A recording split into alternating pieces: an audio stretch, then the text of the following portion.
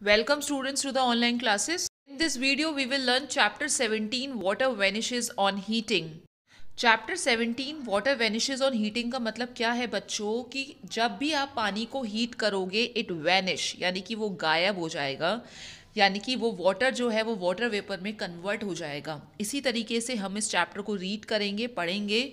अमिता जो है वो बहुत ज़्यादा अपसेट है क्योंकि उसकी जो रेड कलर की जो ड्रेस है वो अभी तक गीली है। वो अपनी मदर को ये बोलती है कि mummy I want to wear it right now, यानी कि मुझे ये वाली ड्रेस अभी पहननी है। उसकी मदर जो है वो स्माइल करती है और वो ये बोलती है Amita it's a rainy day, clothes take time to dry up, यानी कि जो मौसम इस समय क्या चल रहा है, रेनी डे चल रहा है, यानी कि बारिश का मौसम है और कपड़े ज़्यादा टाइम लगता है कपड़ों को सूखने में। अमिता ने बोला कि क्यों, she wants to know that कि ऐसा क्यों होता है, यानी कि रेनी डेज में कपड़े क्यों ज़्यादा टाइम लेते हैं सूखने में। फिर उनकी मदर उनको ये बताती है कि जो इस समय हवा है उसके अंदर पूरा पानी है, ठीक है, इस वजह से it can not take up to any more of it, यानी कि इस वजह से आपके कपड़े इस समय नहीं सूख सकते, ठीक है। उसके बाद अमिता कहती है व्हाट, क्या हवा में पानी है? मुझे तो दिखाई नहीं दे रहा कि कोई भी वाटर है इस एयर के अंदर। ये चीज़ अमिता ने कहा। उसके बाद do you think there is a water in the air, let us do an activity to find out, takes a clean and dry glass, half fill it with the ice cold water, keep it in the open for 2 minutes and what do you see? क्या आपको भी अमिता की तरह लगता है कि हवा में वाटर है? इस तरीके से हम लोग एक एक्टिविटी के थ्रू ये फाइंड आउट करेंगे। फर्स्ट आपको क्या करना है कि आपको एक साफ सुथरा सूखा ग्लास, यानी कि neat, it should be clean and dry, उसको आप उस कांच के ग्लास को, जैसे कि इस फोटो में आपको दिखाई दे रहा है, हाफ फिल कर दोगे आइस कोल्ड वाटर, यानी कि बहुत ठंडा चिल्ड वाटर से उसको हाफ फिल कर दोगे और उसको 2 मिनट के लिए छोड़ दोगे। 2 मिनट बाद आप क्या देखोगे कि जितना पोर्शन आपने उस ग्लास का ठंडे पानी से भरा है, उस, यानी कि जितना आपने भरा है उस पोर्शन ऑफ द ग्लास के बाहर कुछ वाटर ड्रॉपलेट्स आना स्टार्ट हो गई हैं, और जो अपर पोर्शन था जो आपने खाली छोड़ दिया था, आपने सिर्फ आधा ही भरा था, तो उसका जो ऊपर यानी कि अपर पोर्शन है वो अभी भी ड्राई है पहले की तरह। Now how and from where did this water droplets appear, यानी कि अब आप बताओ कि किस तरीके से ये वाटर ड्रॉपलेट्स कहाँ से आना स्टार्ट हो गई है और ये अपीयर कैसे हुई। लेकिन ये ऊपर तो अपीयर नहीं हुई, सिर्फ ये नीचे ही, यानी कि जितना मैंने पानी जहाँ फिल करा था वहीं पे क्यों वाटर ड्रॉपलेट्स आना स्टार्ट हो गई हैं।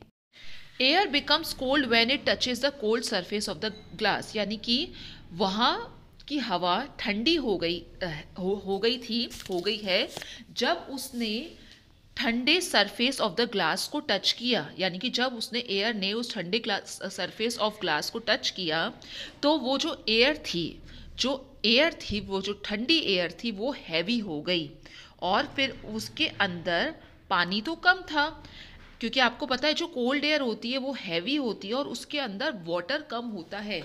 इस वजह से उसने अपने सरफेस ऑफ द ग्लास में कुछ एक्स्ट्रा जो वाटर था वो एज अ वाटर ड्रॉपलेट्स उसने लीव कर दिया। Actually air can hold water in the form of water vapour, यानी कि एयर जो हवा होती है वो वाटर को किस फॉर्म में होल्ड करती है, in the form of water vapour, यानी कि जिन्हें हम भाप भी बोल सकते हैं।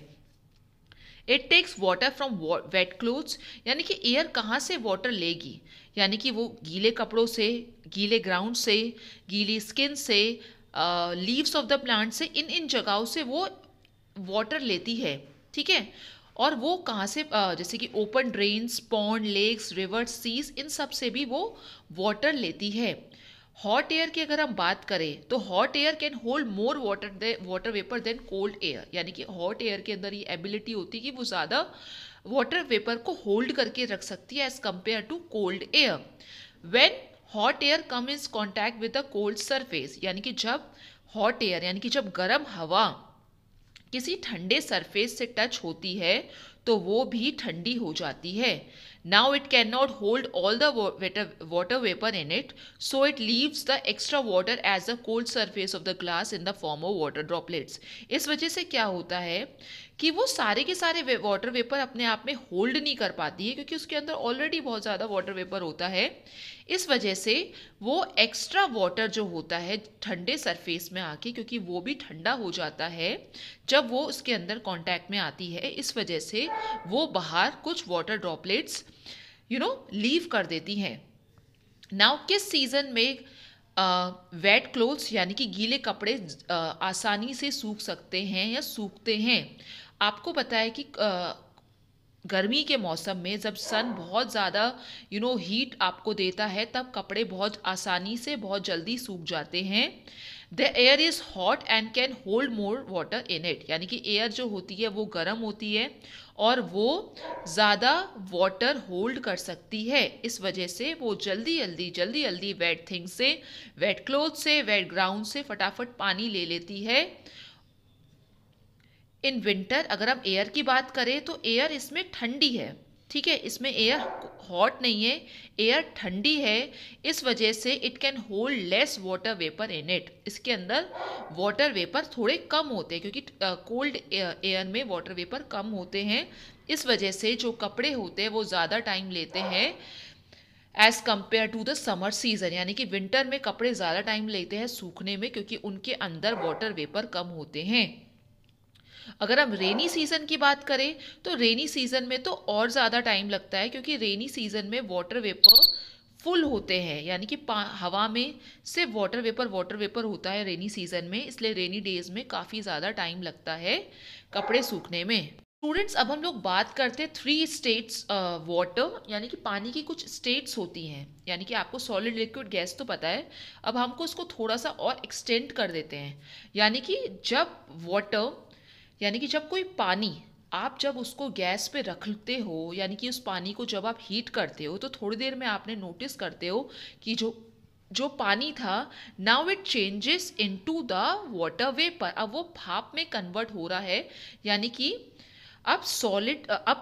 लिक्विड से अब वो गैसियस फॉर्म में चेंज हो रहा है। तो इस चीज़ को मैं क्या बोलूँगी? इवेपोरेशन। इवेपोरेशन क्या होता है बच्चों? जिस तरीके से जब बारिश पड़ती है तो जो पानी जो होता है, जब पानी जगह जगह जो जमा हो जाता है, उसके बाद जब सनलाइट उन पे पड़ती है, तो यानी कि उस सन की उस हीट से वो वाटर वापस से वाटर वेपर में कन्वर्ट हो जाता है। इस प्रोसेस को हम क्या बोलते हैं? इवेपोरेशन। उसके बाद हम बात करेंगे कंडेंसेशन की। What is condensation? जब वाटर वेपर, ठीक है, जब आपका वाटर वेपर ठंडा होने में वो पानी में चेंज हो जाता है, तब उस चीज़ को हम कंडेंसेशन बोलेंगे। जैसे कि आपने क्या किया कि आपने बहुत गर्म खौलता हुआ पानी था, उसमें आपने एक ढक्कन लगा लिया। अब आप थोड़ी देर बाद आप लोग देखोगे कि जो वाटर वेपर जो निकल रहे थे वो अब जब आपने उसने ढक्कन लगाया, तो जब आप ढक्कन हटाओगे तो यू विल फाइंड दैट कि कुछ वाटर ड्रॉपलेट्स, कुछ वाटर उसके ढक्कन के ऊपर आ गया है, यानी कि इट इज़ कॉल्ड कंडेंसेशन। यानी कि वाटर वेपर जब ठंडा होने के बाद जब वो पानी में बदल जाते हैं, उस चीज़ को हम कंडेंसेशन बोलते हैं। Now the 2 simple topic is freezing and melting. यानी कि फ्रीज करना क्या होता है? जब हम पानी को, जब हम रेफ्रिजरेटर के अंदर रख लेते हैं, जब हम फ्रीज़र के अंदर डाल देते हैं, तो वो वाटर आइस में बदल जाता है ठंडा ऑन कूलिंग, इस चीज़ को मैं फ्रीजिंग बोलूँगी। और जब मैं उस बर्फ़ को, यानी कि उस आइस को मैं थोड़ी देर के लिए बाहर निकाल दूंगी, तो आई विल फाइंड या आई विल गेट कि जो आइस क्यूब्स थे वो वाटर में कन्वर्ट हो गए, यानी कि मैंने फ्रीज करी हुई आइस को मैंने वापस से वाटर में वो कन्वर्ट हो गए हैं। तो इस चीज़ को क्या बोलेंगे? मेल्टिंग। यानी कि अब उन हीटिंग से, बाहर के टेम्परेचर से और बाहर हीटिंग की वजह से जो आइस क्यूब्स थे वो दोबारा से वाटर में बदल गए हैं, तो इस चीज़ को हम क्या कहेंगे? मेल्टिंग।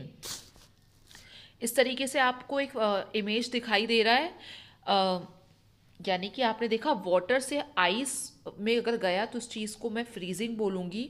आइस से अगर दोबारा वाटर बन गया तो उसको हम मेल्टिंग बोलेंगे। वाटर से, यानी कि जब पानी गर्म हो करके क्या बन गया? उसके वाटर वेपर, यानी कि वो गैस बन गया, ठीक है। और वापस से वाटर वेपर जब वाटर बन गया तो इसका मतलब क्या हुआ? कंडेंसेशन हो गया। Thank you students for watching the video.